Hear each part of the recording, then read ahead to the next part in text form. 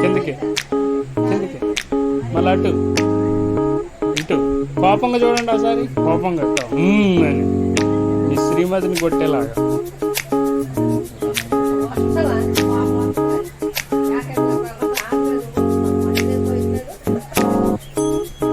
రెండు చేతులు పైకి లేపుతాం, చెయ్యి పైకి లేపు, పైకి లేపాలి. Good boy. మళ్ళీ కిందకి కిందకి రెండు అట్లా మూడు. ముందుగా అది పడేది వెనక్కి పడాలి. సాగర సంగమంలో కమలాసన